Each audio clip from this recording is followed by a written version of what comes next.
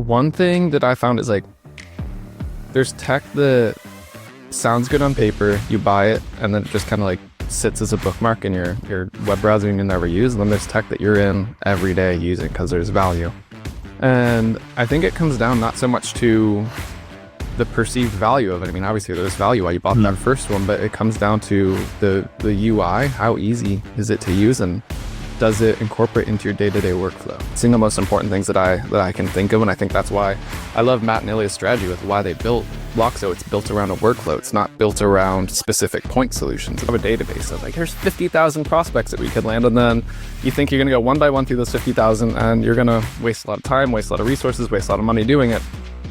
You should be grading those, really figuring out like who are truly like, if you go in and do an analysis of your own current clients, you'll usually be able to do like an 80-20 type thing where you're going to see 20% of your clients probably make up 80% of your revenue. Figure out what it is that is common between them. Welcome to The Staffing Ring, the podcast where the gloves come off and we go deep into the recruitment industry's best practices and tactics. We aim to bring you actionable insights for how staffing and recruiting agencies are winning today. This production is brought to you by Ringover, the leading staffing communication platform connected to your ATS and CRM, empowering conversations for your recruiters. Welcome to another episode of The Staffing Ring. I'm your host, Jason Lawson, and today our guest is Sam Kuehnle, VP of Marketing at Loxo. Welcome, Sam. Thank you. Looking forward to this conversation. Yeah. I think we're going to go into some really interesting topics here. Your role at Loxo, VP of Marketing, obviously you have a great view of the market, and also keen to kind of, pick your brains a bit from your previous roles, VP of Marketing and Demand Gen at Refine Labs, an agency that did amazing and still does amazing work, helping B2B SaaS companies scale their demand gen and marketing through some pretty innovative tactics. So excited. So if you'd like to give the audience a quick intro to Loxo, I'm sure it's pretty well-known brand, and a bit about yourself.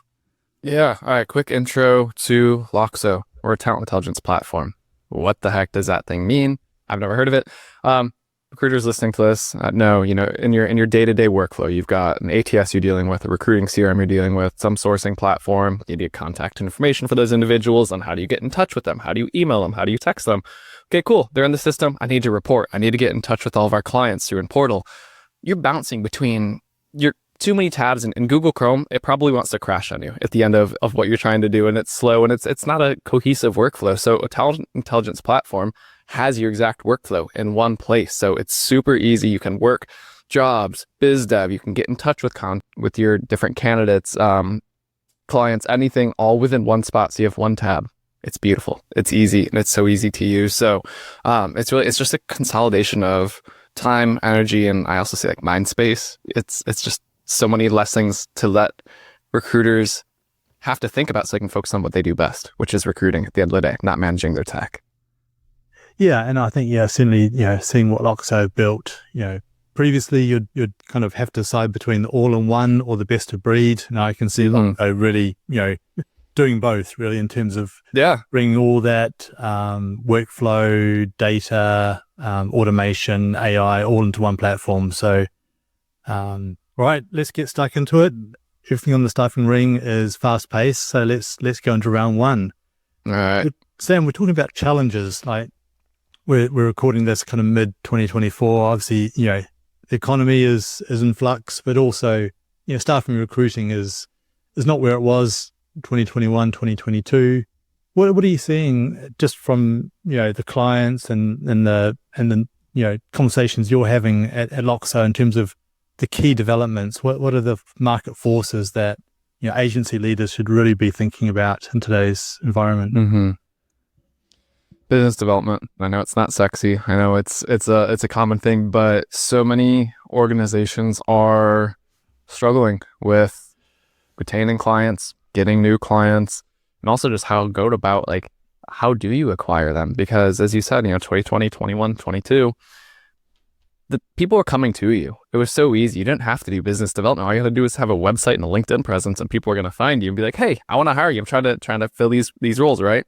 And now it's the opposite side where it's a completely different market. And I know like in the United States, just the other day, they announced that they were just shy of like, they overestimated the jobs report by nearly 1 million over the past 12 months. And I mean, that was like a 30% drop. So it's significant, right? And so you see that happening and recruiters are wondering, why can't I get jobs? It's like, well, there's a lot fewer jobs out there than what people were thinking. So yeah, the biggest thing that we're seeing time and again is just how can I attract new business, or how can I keep and or expand the existing clients I have if they're not hiring? Like, what other offers can I help them with to keep them?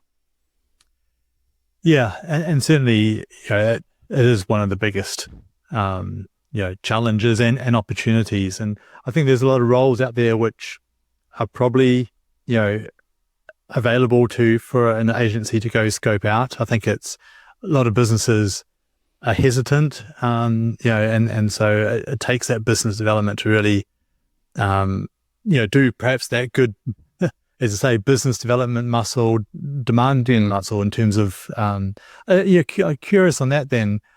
What are you seeing in terms of that B2B SaaS kind of mindset of business development and demand gen that can really translate into how staffing agency can think about that more proactive, building awareness and pipeline? Yeah. So the two things that I would say, one is something I learned in B2B SaaS, and one is that I learned when I was at the agency, which is a services company. So B2B SaaS, the biggest thing that I learned, saw, and what we told our clients was just assume 95% of the market, they're not looking to buy, they're not looking to hire, they're not looking to bring out another agency. So don't treat them like that. The goal isn't, hey, let's get on a call and I want to tell you why I'm the best recruiter out there and why you need to hire my firm. That's not what you need to do. You need to build trust with them. But before that, you need to build awareness so they even know you exist before they finally do have that hiring need. Because the last thing that you want to do is show up when they finally say, I have a need, I need to hire, I need a staffing agency. And they go to Google, best staffing agency in insert city, insert region for certain job type, right? Right. You want to win before Google. And so how you do that is by building the awareness and building the trust beforehand so that 95% of the market, educate them, help them, provide value, entertain them, but something to make your brand, your agency memorable. And that's what's going to lead to them coming back. So when they're finally like, we do need to start thinking about hiring, they're not going to go to Google and type in that search phrase. They don't want to waste that mental time to try to figure out that information, do the research. This is the same reason why as soon as someone's like, hey, do you know a good freelance designer? Do you know a good financial firm that we can reach out to? People want to recommend, and they go to that first. So if you can earn that spot, you're going to win head and shoulders over everyone else. Yeah, that resonates so much with the conversations that we have here at Ringover in terms of where clients are at and customers and prospects. And how do you see the kind of landscape in terms of those agencies that kind of understand that? They will be nodding as I listen to this call and the podcast versus, but perhaps they just don't understand how to actually execute and get the tool set versus those that they're still doing it in the 2022 model. Yeah. So you teed me up perfectly for the thing that I learned while at Refine Labs as an agency, trying to bring on our own clients is, and this is what's so beautiful about being a services company versus software, is you are the product at the end of the day. Your knowledge, your expertise, like that's your unique value, your selling proposition that no one else has. So the more that you can highlight that and demonstrate that, basically just show people what it's going to be like to work with you, not I'm the best agency recruiter in the world, I'm the best staffer in the world. Everyone can say that, right? Go to 20 websites, they're all going to say world's leading, number one this, best of that. But if you can prove it to them beforehand, so like get on a podcast, share videos, write up newsletters or blogs, but just share that expertise, that's where you win that. And they start to understand like, oh, wow, like Jason really does know his stuff. Like I fully see it. And so by proactively getting ahead of that, it's the easiest thing that you can do from a marketing or biz dev side, because what I always say is just the scenarios that you go through every day, that's your niche, your ICP, that's the same things that they're struggling with. So just anonymize it. Take out the client's name and just say, I was working with a company that's trying to solve for XYZ. here's what we did. I was working for a company that wanted to hire this type of role. Here's how I approached it. Just take out the name. And that is the best marketing material that you can use because it's real, it's relatable. They can see themselves in the shoes of that type of organization that you're working with, and you're able to show results, how you think about it, how you approach it. And that's what's going to differentiate you from everyone else. And especially if you do it in a different or a better way, it's a perfect way of doing it without saying like, we're the world's best this, but like, let me show you how we are and why we get the results that we do. Right. Yes. Yeah.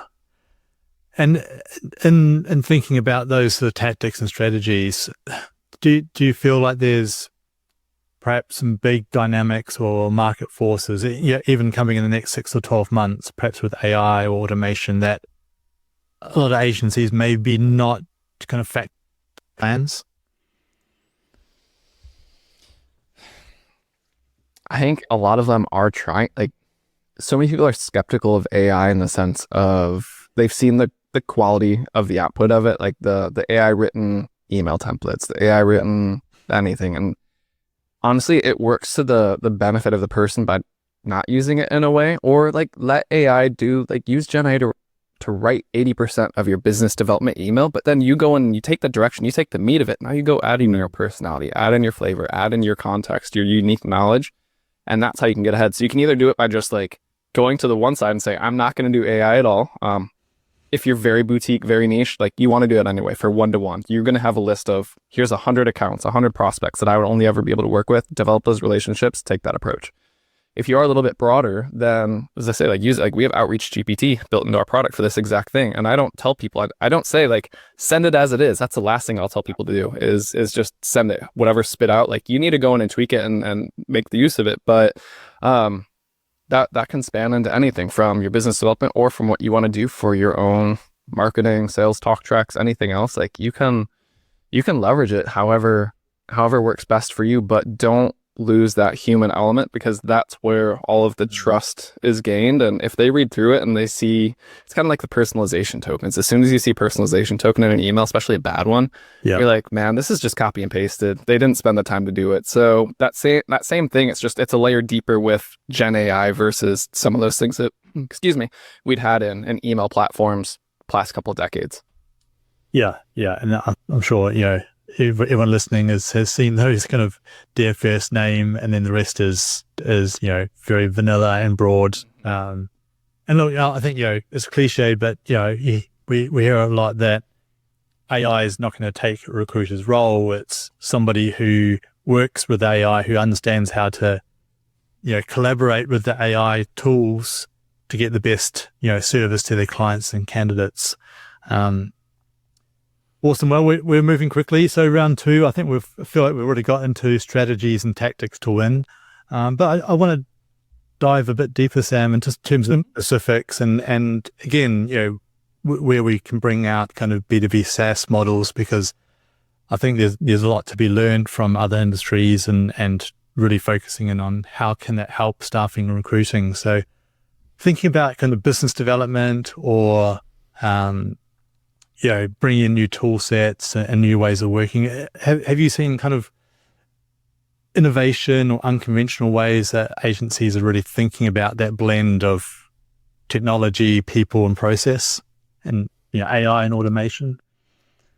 Yeah, that's a really good question. So I am the first person to always say like tech should be the last thing that you get to.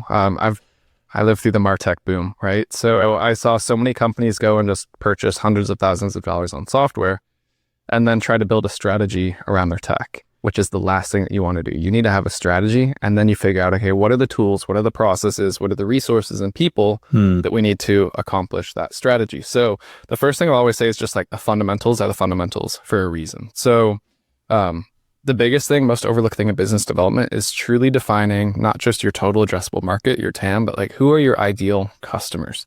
You'll hear people talk about these as your ICP, but that's the biggest thing. Is you might have a database of like, there's 50,000 prospects that we could land, and then you think you're going to go one by one through those 50,000, and you're going to waste a lot of time, waste a lot of resources, waste a lot of money doing it. You should be grading those, really figuring out like who are truly like if you go in and do an analysis of your own current clients, you'll usually be able to do like an 80-20 type thing where you're going to see 20% of your clients probably make up 80% of your revenue.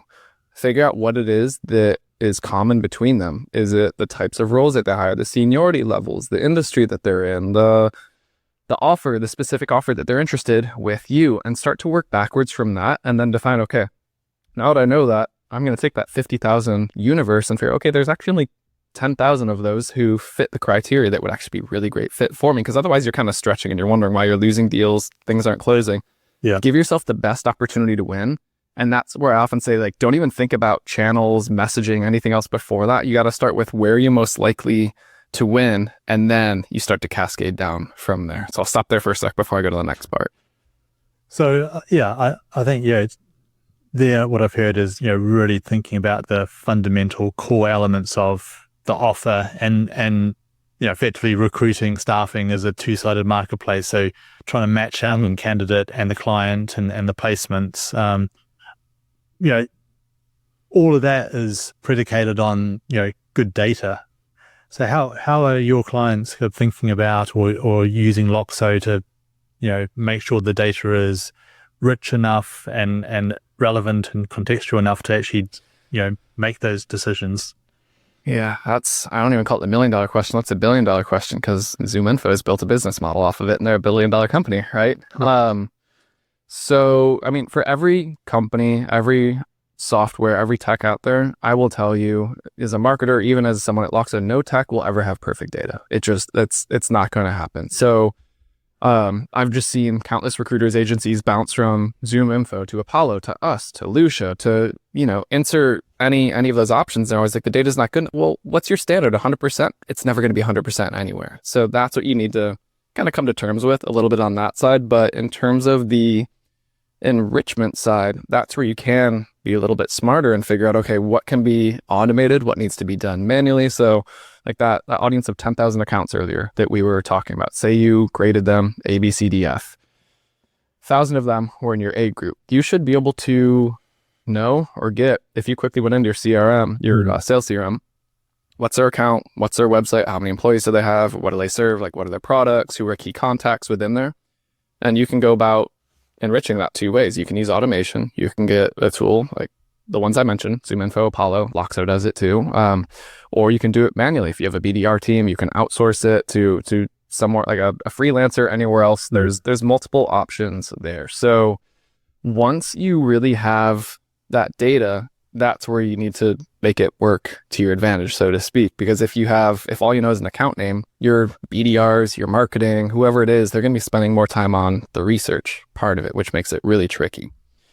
So to go into the next step of what I like to think about is this concept that I'm really playing with for Loxo and in general, and just with how today's market buys, is I call it, you need to create a go-to-market ecosystem. And what I mean by that is, for so long in the B2B SaaS world, you have a sales function, you have a BDR function, you have a marketing function, you have a partner function, you have all these different revenue streams, right? Yeah. And they all work in silos going like that. But the reality is that there's so much interplay between them where, like, you see, this is why attribution fighting exists. Who should get credit for this deal? Who should get credit for this? And it's like, we both know that these are things that take 3, 6, 12 months to come to fruition, if not more. And usually it's from the relationship side. So does the person who took them out to lunch one time get credit for it? Does the one ad that got them to your website for the first time get credit for it? Like, there's so many different things within there. And I think the wrong question is what should get credit. And the right question is, how do we stack these different motions so that they interplay off of one another to create a disproportionate advantage for us? Like, These are force multipliers off of one another if you do it properly and you stop fighting over credit. I work with our BDR team now and I say, here's the accounts that we want to go after. Like, what messaging are you using? Here's what we're currently pushing to market. If I time it up so that they can see an ad before the BDR calls, that changes the dynamic of the, hey, I'm Sam calling from Loxo, how are you? And the prospect's like, wait, Loxo, what is that? I've never heard of it. I don't have time for this. Click. They hang up to, oh yeah, Loxo, I just saw a study about like what you did with this customer that's just like me, like curious or great timing, the conversation is open then. So two completely different instances where, the BDR makes a call and the outcome is completely different because of what preceded it. Not to say that one of those isn't more valuable than the other, but it just shows like that's a force multiplier effect. And why I say when you think about your business development strategies, really think about ecosystems. What are all the different places that you can engage, get in touch, communicate with your market, and just think about how they interplay with one another, and just put yourself in the shoes of your prospect to do that. Don't overthink it. You don't have to get crazy, like what tech do I need first for this or anything else. Just be like, all right, when was the last time I bought something? How did we go about it as an organization? And then it's just like, what research occurred? Who did you talk to? What did you listen to? And just think through it from that motion. Then you can start to construct with your ICP, how do we build something similar to that for us? And that's kind of it simplifies things a little bit because you're not so reliant on tech attribution, paying for all the crazy stuff. It's just like consistently do the right things, provide value, be helpful, and just be like the relationship side is so important with it. Make sure you're getting FaceTime with them and just like being a trusted face versus Jason's calling in. I know he's going to try to sell me on something this month. Like it's such a different dynamic. Yes. Yeah.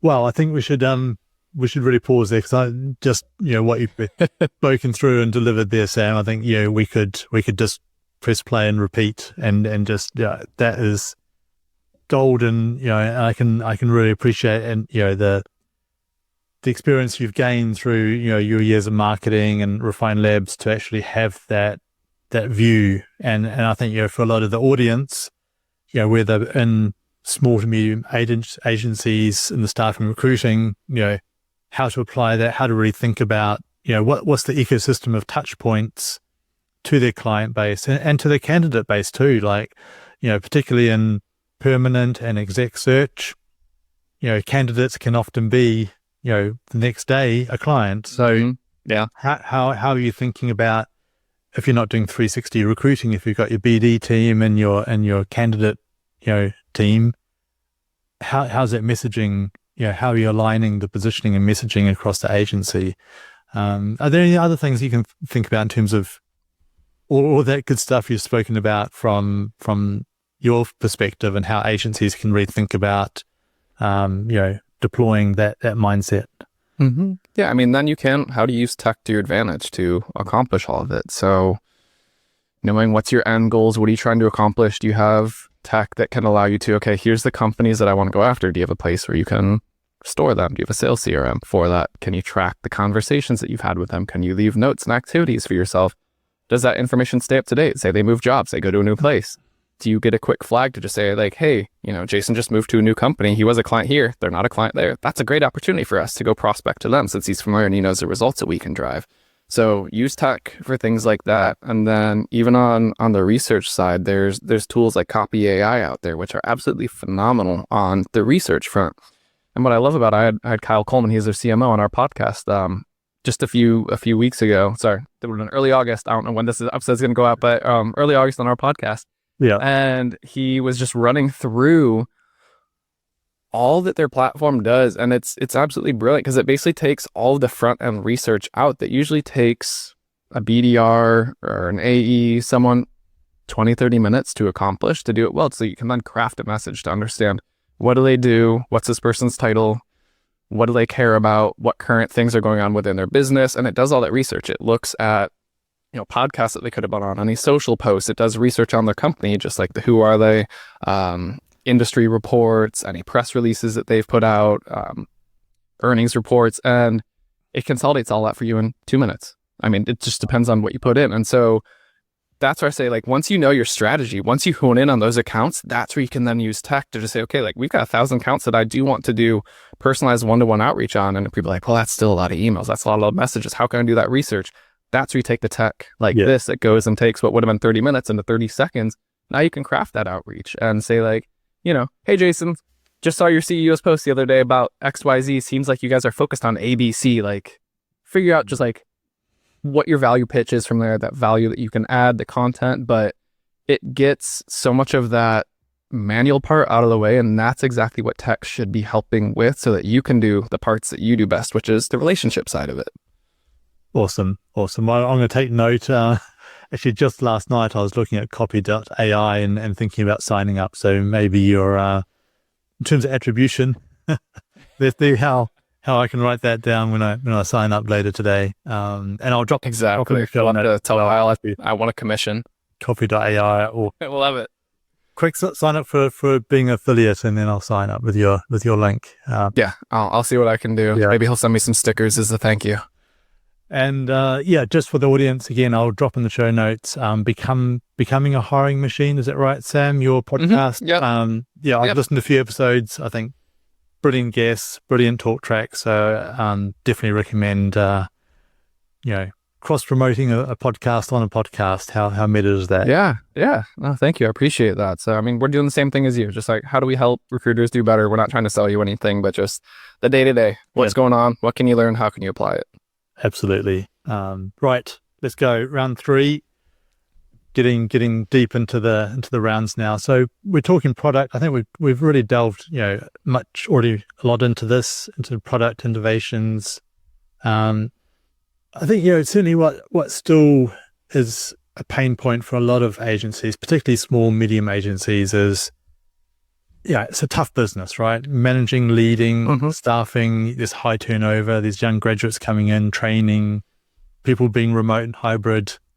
How do you think, from you've said it, don't just jump in and load yourself out with technology, but at the same time, you're saying copy AI and various things. So how should agency leaders, when they don't have a lot of resource and not a lot of time, how can they think about balancing the people and the technology and wanting to stay ahead and innovate? Yeah, today, there's so many tech options out there, right? Like for a rock, it's going to slide into 10 and hit all of them. One thing that I found is like, there's tech that sounds good on paper, you buy it, and then it just kind of like sits as a bookmark in your web browser and you never use. And then there's tech that you're in every day using because there's value. And I think it comes down not so much to the perceived value of it. I mean, obviously there's value why you bought that first one, but it comes down to the UI. How easy is it to use, and does it incorporate into your day-to-day workflow? So those are the two single most important things that I can think of. And I think that's why I love Matt and Ilya's strategy with why they built Loxo. It's built around a workflow. It's not built around specific point solutions. It's like, what's a recruiter need to accomplish? How do they do it? And as few steps as possible, or as few clicks as possible, so to speak. So I think that's the first part is, if you can make it easier, people are going to want to make their, like, how can I be more effective? How can I make my job easier and still get the same or better results? So that comes from the workflow side of it. And then you just have to deal with adoption, because you could have the best workflow ever, but if you're looking at a piece of tech that looks like it was built on Windows 95, you're not going to get good adoption, especially from some of these new grads or other places. They're just like, there's so many better ways of doing this. I'm just going to use ChatGPT to skip half this stuff because I don't like using this platform. So that's on the tech then to make sure that they're building for just how people use software today. And that's best practice. That's product design at the end of the day. So I would definitely look at that, because I think that also is an insight into the company and how they look at the market, their future. Are they building for the future, or are they just building to keep the money that they have right now and just kind of rest on their laurels? Are they innovating or not? So, I mean, I'm sure there's a lot of details, other check boxes that you could get into, but I'd honestly say that at the simplest level, whether it's rec tech, martech, sales tech, anything, those are the two things that I really look at. Is just like, how does this as part of my workflow, and is it easy to use, where some like the barrier to entry, the change management load is going to be light to minimal. Right. Yeah. And I think, think about UI and UX, it's the user. So, a lot of, and this goes across many industries where platforms are kind of bought without that kind of deep understanding of, the recruiters, is this going to be an enjoyable experience for them? And a great technology setup can be, actually attractive to, for talent recruitment into the agency, but also talent, retention. So, for me, it's more than just, does it solve a problem? Is it a joined up solution that people can, it can empower your team to do more and be effective and efficient. So, and one thing that's interesting within there is like integrations, or the marketplace. You see, like, are you integrated with this product? Do you connect with that one? And I would say to think a little bit more about the question you're asking, because I mean, it's so easy that you can integrate anything, you can pop anything through Zapier nowadays. But if you're still jumping from systems, it's not really syncing in properly. Is that the question that you should be asking? Is it solving for what you want it to do? Or is it just like it's saving you a couple clicks? Whereas if you think about the true workflow, like why isn't this just all in one spot? Or is there a better way to do this? So I've seen a lot of integrations where we're integrated, but then you find out that it's yeah, technically, but it's a lot of copy and pasting. It's a lot of duplicative work. It's not a true software integration in that. So like, regardless of what type of software you're buying, that's one of the first things I always get into is if they're trying to sell you on the partner marketplace or the integrations, I would look at that because they're using that as a crutch to solve many other features, things that you need to do as a day-to-day, and they're relying on someone else to do it. Right. Yeah. Yeah. And I think even some of the largest marketplaces, talk about kind of app exchanges of many sorts and out in B2B land, that they're still not plug and play. That they still need often a system integrator that becomes an expensive and sometimes complex way to kind of develop and keep with your business as it grows. I can certainly see a lot of, modern reasons why, that more all-in-one play can become much more compelling for agencies today. Brilliant. Well, let's get on to round 4, speedball. So this is some quickfire Q&A for you, Sam. Hope you're warmed up enough for this. Here we go. We'll find out. Let's see. Like you're walking into the stadium, and the ring's in the middle of the stadium there. What's your walk-on music theme song? Oh man, that's a good one. I don't know why this one's in my head. Have you seen the movie 300? Yes. Yeah. I can't think of it's one of the songs that plays in there. I know this is an awful answer right now because I'm just like, that one song for 300, but it's like, this is going to drive me crazy. I'll follow up with you on it. I will link it. All right. I'll send it to you. We'll drop it in the show notes. But it's one of the ones that just like gives you the goosebumps. Yes. Yeah. Like with this big opening scene. Yeah. So it's our terrible answer. Now you decide if you want to use this or not. No, I think I can almost put it in my mind, but okay, it'll be a surprise to those who drop into the show notes and see that. Talking fighting, best movie, Fight Club or Rocky? I want to say Fight Club, but Rocky's such a classic. Like Fight Club's a good movie, but Rocky is an absolute classic. It is. Red corner or blue corner? Just like color, or what's color, just color? What? Yeah. So some people red. come from. I grew up. Huh? Red. Absolutely red. All the soccer teams I played for growing up, the winning one, we were always red. There you go. That's probably 9 times out of 10 it comes from a sports team people follow or play for. So interesting. Yep. Beach or snow? Beach. I live in Florida. We used to be in South Carolina. We're always on the coast, right on the ocean. So our living choice very much has answered that for me. Yeah. Yeah. Coffee or tea?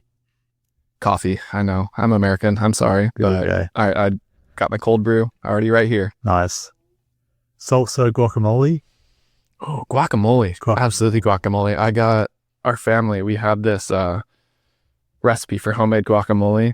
Every time family gets together and everything, it's you go to the store, you get it pre-made. It's not the same as just fresh guac that you'd be amazed at how quickly a family of 4, 6, 8 can clean a bowl that had like 8 avocados in it. Well, no pun intended, but yeah, guacamole is smashing salsa through these Q&As. So, yeah. I believe it. Are you a texter or a caller? How do people get hold of you? I'm a texter. Ah. I'm a texter. It's just easier. Yeah. On the go. I'm all between, we were talking before, and I've got a 16-month-old. Trying to get a hold of me on the phone and where I can sit for 5 minutes is not existent right now, unless it's after like 9 p.m. Yeah. Yeah. Makes sense. Multitasking at its finest. Virtual or in real life? In real life. I always enjoy presence. And I know it's ironic because I work at a remote company, right? But yeah, anytime you can get people together, it's always fun. It's always enjoyable, and it's a different level to relationships. Yeah, yeah, Interesting. I didn't know Loxo was fully remote. I knew you're both hybrid, but yeah, I think post-COVID, fully remote, teams distributed internationally. I mean, it's cool, the culture that comes in as a result of it. Yeah, yeah. You do build different muscles, don't you, to really, develop that culture and that team spirit. Yeah. Exactly. All right. I'm going to bypass this question. Well, I'll throw it to you. Best of breed or all in one? I think you know the answer to that one. We are all in one all day and best of breed. Best of breed. Yeah, absolutely. Ebooks or physical books? Physical books. I can't do ebooks. I don't know why. I'm the kind of guy that I've always got a pen when I'm reading books. I mark them up and then they're my trophies afterward. I like my bookshelf. I mean, my goal at the end of my life is just have a library, just shelves on shelves of books. So yeah, all day.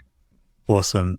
Talking books, any recent good reads or old classic recommendations for the audience? Oh, recent good reads, classic recommendations. I'm looking at the ones I've gone through recently. Some of them are just like late night scrub reads to just check my mind out. But let's see. There's one, it's called Boyd, the Fighter Pilot Who Changed, like the Art of War. Biography. He was an Air Force fighter pilot who helped design I think it was the F-15 and F-16 or F-14 and F-15. But the OODA loop, are you familiar with the observe, orient, decision, action? It's kind of like a feedback loop. Okay.